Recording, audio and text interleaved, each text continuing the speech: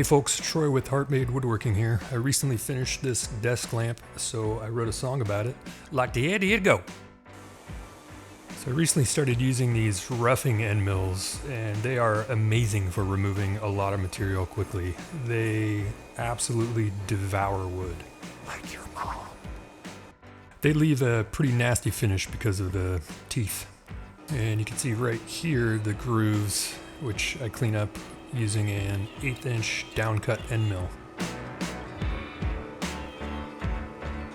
Got some chatter from that bit, but it looks better. Okay, here we're using a spot drill bit. And the spot drill helps this normal drill bit not wander on its way in.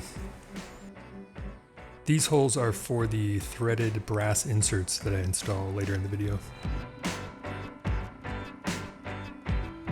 So this is a very small 1.5 millimeter end mill. I use this to cut out the grooves for the wiring, something I haven't done before.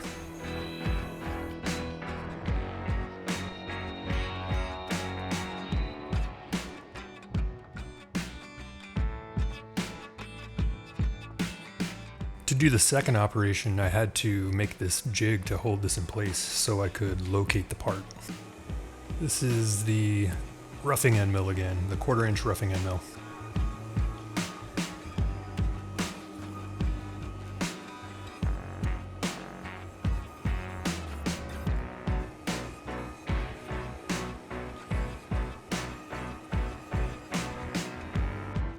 Alright, this is a 1/4 inch ball nose end mill, and this is one of my favorite parts of the machining process because you get to see the part really take shape, remove the steps and frayed edges. This is about a 20-minute tool path.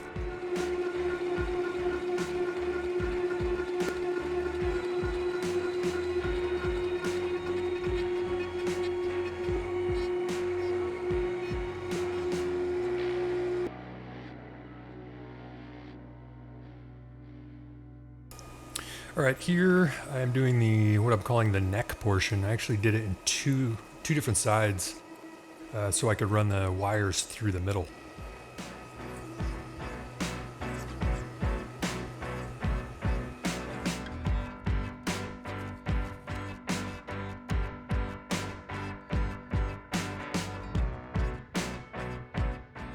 So here's where you can see I left a kind of opening on the bottom so the LED can kind of shine through, and I actually end up wrapping them kind of around the bottom there.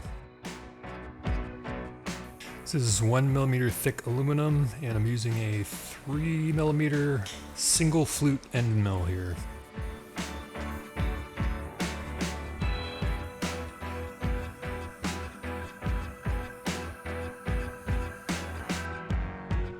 This is a 30-degree chamfer bit for engraving my logo.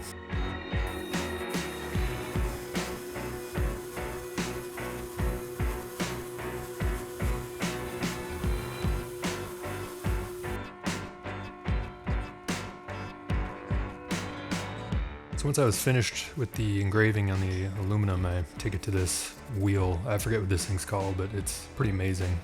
I use it on my drill press. Alright, so I'm gluing up the neck pieces here and the like ring that you can see above.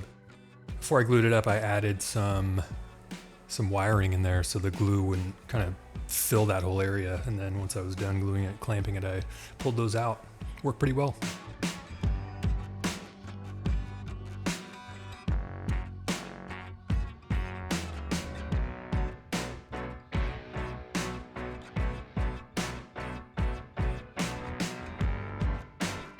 So then I glued up this part. I didn't actually record the machining of any of this because I'm a bad person.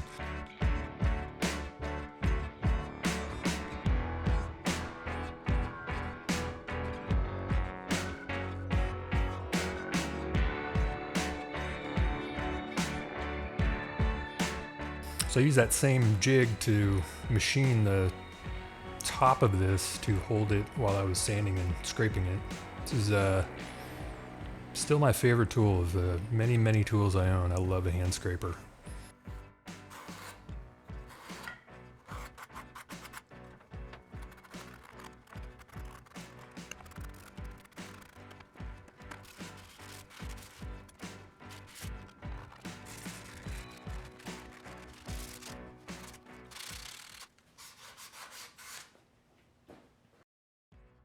All right, so here I am gluing up the top piece that will hold the LED to the neck.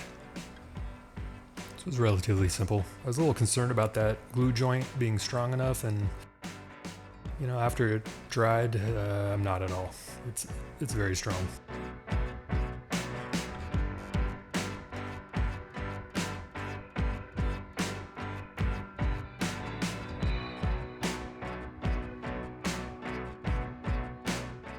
So here I'm installing the threaded brass inserts, which will take M2 screws to hold in the electronics components and the aluminum cover plate.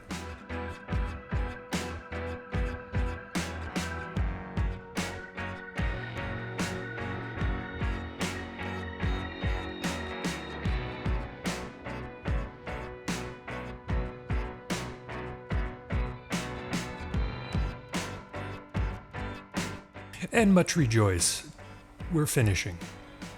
I use hard wax oil for almost all my creations. I think it's the best stuff for anything indoors. Yeah, it's really easy to apply. You just kind of goop it all over and then you wipe it off. It's pretty hard to mess this up.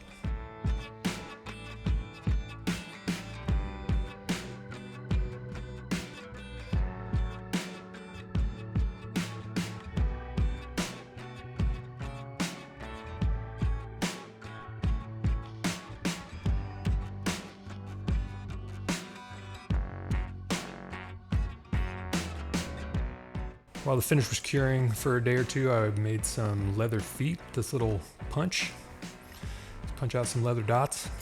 And then here I am putting some contact cement on the little leather feet at my coffee table because that's normal.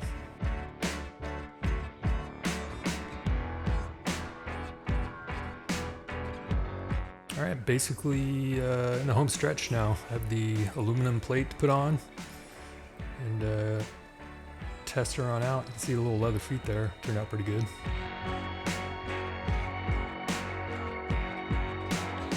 So this was the first time I turned the light on. I was pretty excited. Didn't burn my house down or anything. And I kind of like the shadow that is cast on the sides.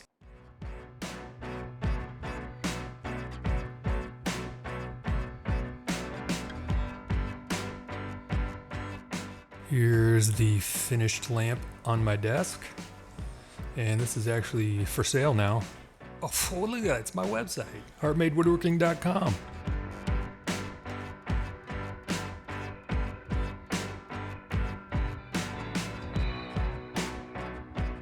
Hey, if you like this video, give me one of these right now. Here's some of the pictures I took after I finished it. What do you guys think? You love it? You hate it? Don't care? Meh?